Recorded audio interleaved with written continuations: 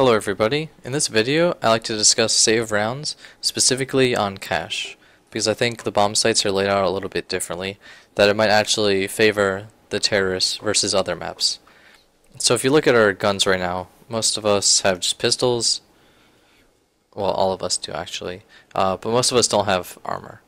So, we're just doing a basic save where a couple of us buy if we have enough money and the rest just do, full save.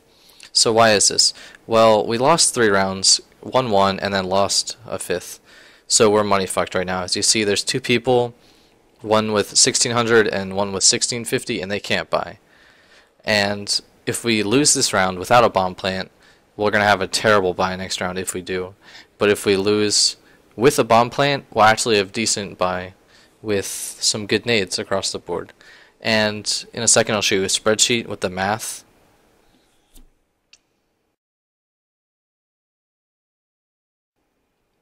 Okay, so how do you play against this, knowing you're on a save and knowing the CTs have a full buy? Well, you play this by knowing the rotations and knowing when you can plant, basically. Because I see a lot of people, they come into a site, get the kills, but then never plant because they think there are people right next to them. They're going to kill them the second they plant the bomb. And in this video I'll describe why you don't really have to be afraid, because if you know where they're going to be, then you can plant the bomb knowing that you'll be alright. So there are 3 main setups on cache. There's a 2-2-1, which is where you play 2 on A, 2 mid, and 1 B. If you do an A hit, there's 2 people you come into immediately, and 1 person from mid that rotates fast highway, and 1 from mid that rotates towards truck, usually. And there's going to be that B player that is going to do a long rotate somewhere, whether it's through truck or it's to highway. Normally you won't have to worry about them flanking through B, because if they're playing alone on the bomb site, they shouldn't be rushing, because if they die, they give up the bomb site. And let's say they're doing a 2-1-2 setup, which is actually happening right here. Well, that means if you kill 2 people on A, their rotator is going to be either one quick guy from highway, or he's going to take the medium path towards truck. And the 2 B players, where one can come truck or highway, and the second can do the same, or they can flank through a main, because there's 2 players and they feel comfortable rushing. There's also the 1-3-1 setup, and this team can do it because they have 2 ops, but I'm not really going to talk about this because my team is not aware that they have 2 ops currently.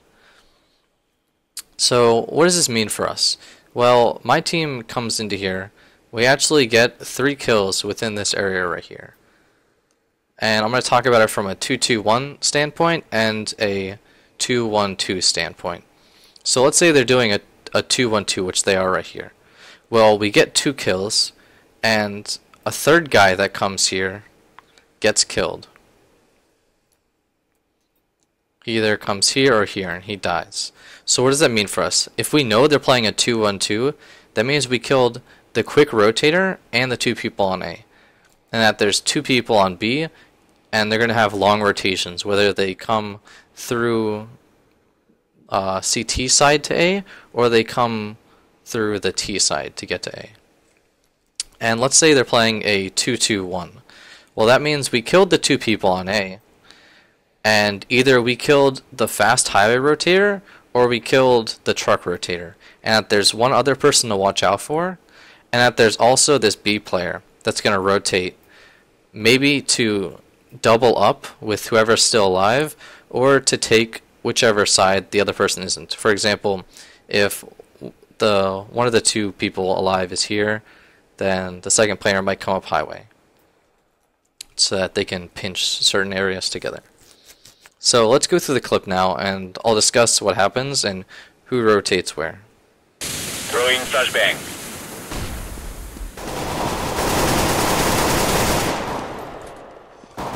Throwing fire. Flashbang. So what happened right here? Well, we start to come A, and the CT team decides to do a full rotate. So we get 1 kill on a guy in A, meaning that there's still 1 person alive in the site, right? their mid player decides to do the quick highway rotate. So there's one guy here, and their B rotators decide to come out here. One goes truck, and one guy goes towards highway. And we'll see how that unfolds in a second.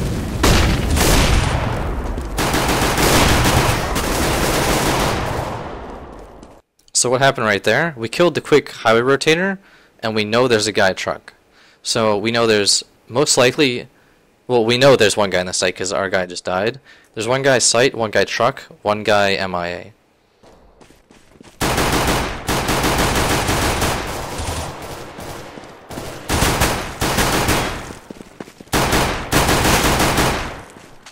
Now what do we know? Well, we know there's one guy truck, alright?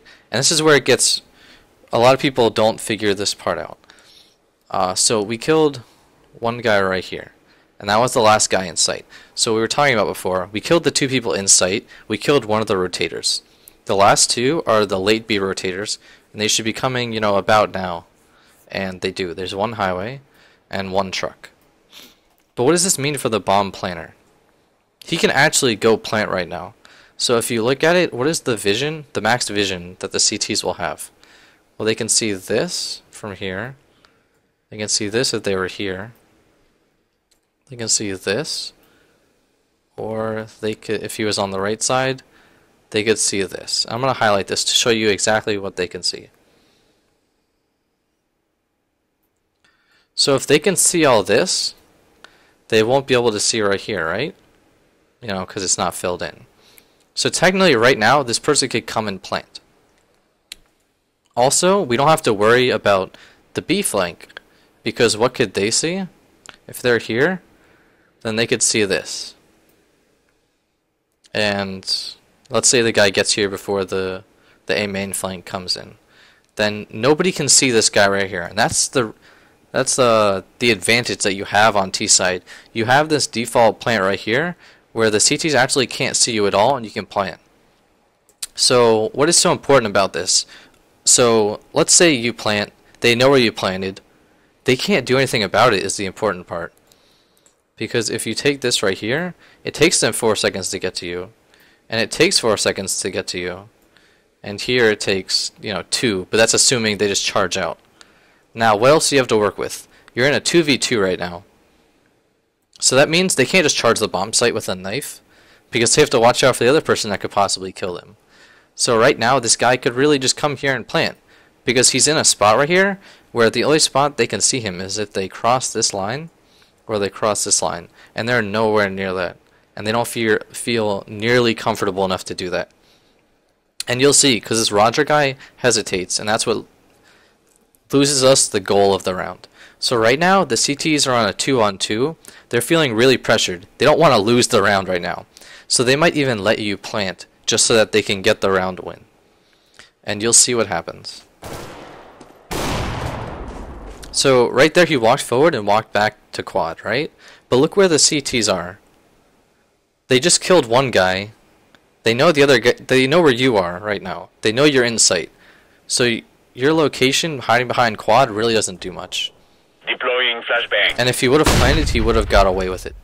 But right there, he tries to take the one-on-one aim duel, and obviously loses, because he has a Glock versus an AWP and a rifle.